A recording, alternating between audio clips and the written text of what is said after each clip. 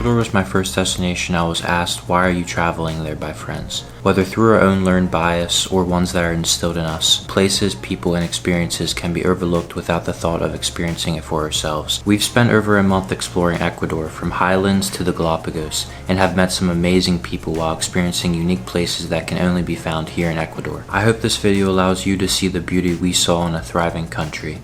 We kicked our journey off from Quito, Ecuador, the capital of Ecuador. Quito is a great staging point to explore the rest of the country, and has some memorable spots to visit. The historical center in Quito is one of the more lively areas of the city, and I would definitely recommend coming here for a half day or grabbing some lunch.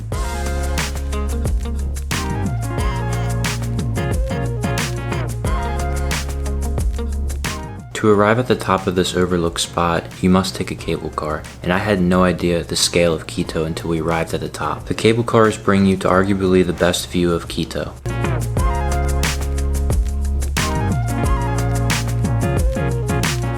This morning we took the cable cars to the top of the lookout point in Quito. It is such a good vantage point to the city. It's just such a massive city, and it's so beautiful with like the mountains and the volcanoes in the distance, even though you can't really see the volcanoes because they're so far away. Lots of like descriptions up here that tells you what direction the volcanoes are in. And it's also really cool to see because Quito is a city that's basically stretched throughout a valley. The other sides of the hills or the mountains of the valley, it's a bunch of farmland, and it's just so dramatic as you can barely see any greenery in the city, but then just on the other side of the mountain, it's completely just nature.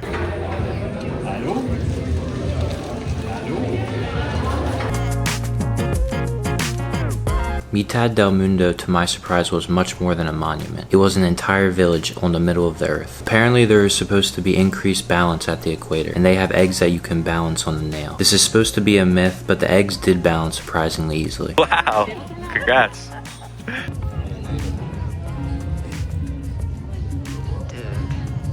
Dude, the guy before me took like 30 minutes.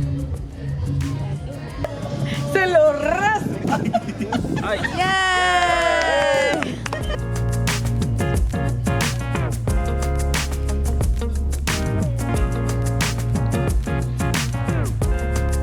Center of the world, right behind me. Or actually, isn't it like a mile from here or something? This isn't the actual center of the world, but it's close enough for us. I don't know. I think it might be with the equator's wrong. Oh, The equator line is wrong.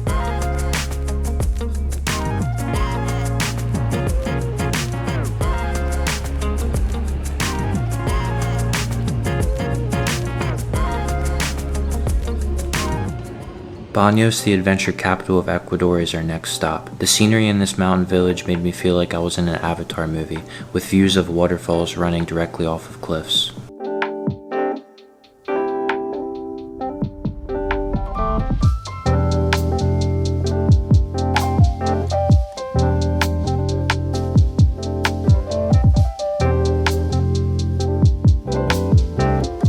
At the top of the mountain in Banos sits La Casa de Arbol, which sits directly underneath volcano Tungurahua.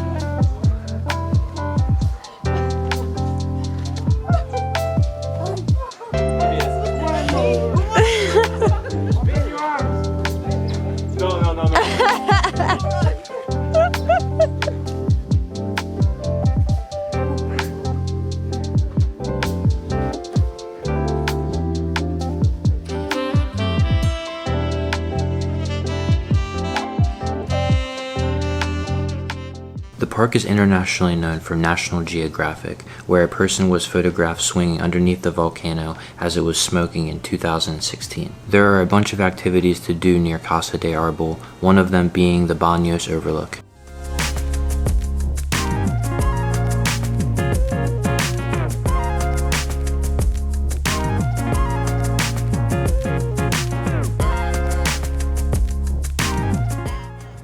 Bien, Nicolás, bien. Gracias, Diego. Okay. We did it! Yes!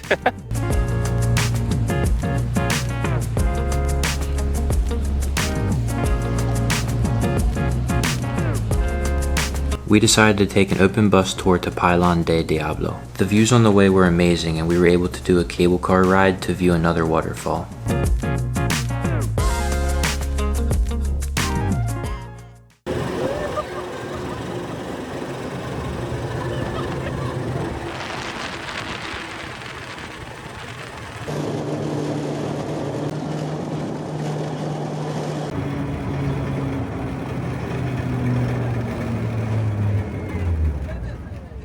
Pylon de Diablo is a unique waterfall because there are bridges that extend over the treetops that allow you to get great views of it.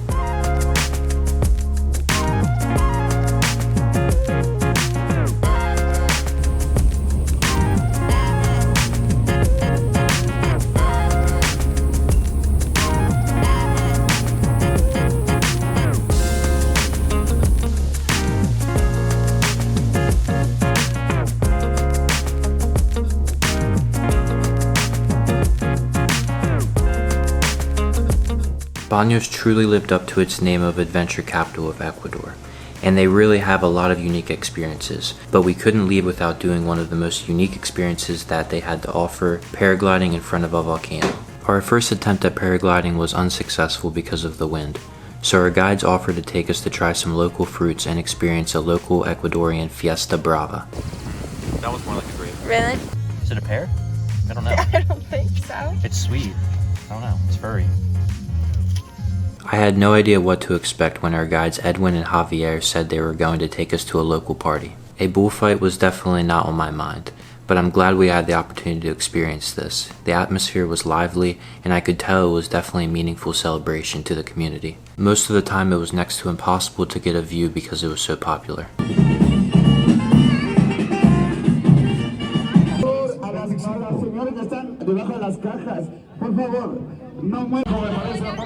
Yes. It's getting hurt. Once the wind died down, we headed to the overlook and got suited up. At this point, the clouds had rolled in, so we couldn't see the volcano anymore, but the thrill of soaring through the sky was well worth the wait.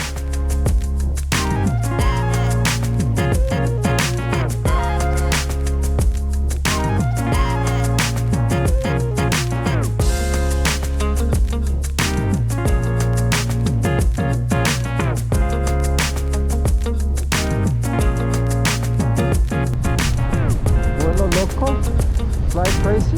Yes.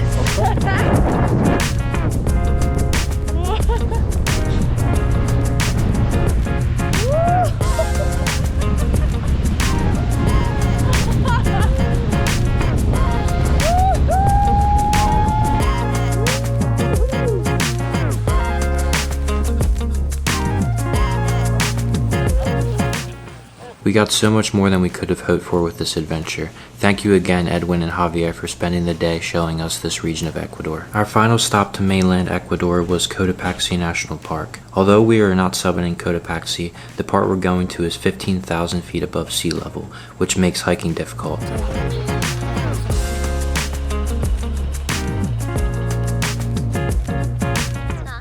Cotopaxi National Park is barren, but that doesn't mean you're unlikely to see wildlife. On our way, we saw wild horses and an Andean fox. Our guide Andre gave us a pep talk before this hike began. This hike is steep, and because it's at such a high elevation, it's easy for even the strongest people to get out of breath. The weather is very unpredictable in Cotopaxi. From the base to the rest house, it was foggy, snowing, raining, and clear all within 30 minutes.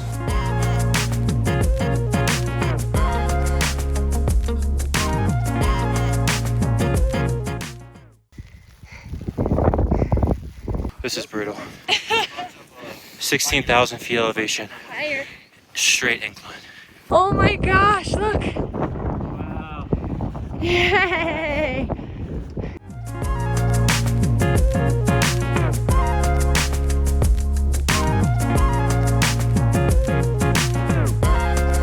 From the rest house, it would take another 6 to 8 hours to summit Cotopaxi through some intense conditions. But for us, this is our stop and a chance to relax with some friends before heading back down.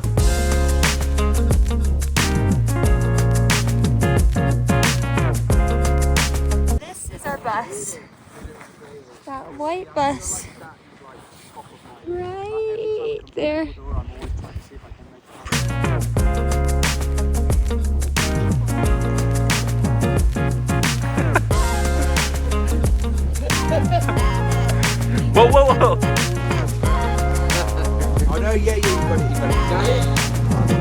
Over the last month, I've experienced a country that was never on my radar, but ended up being one of my favorites to visit. There's still so much to see and do here, but that is for another time.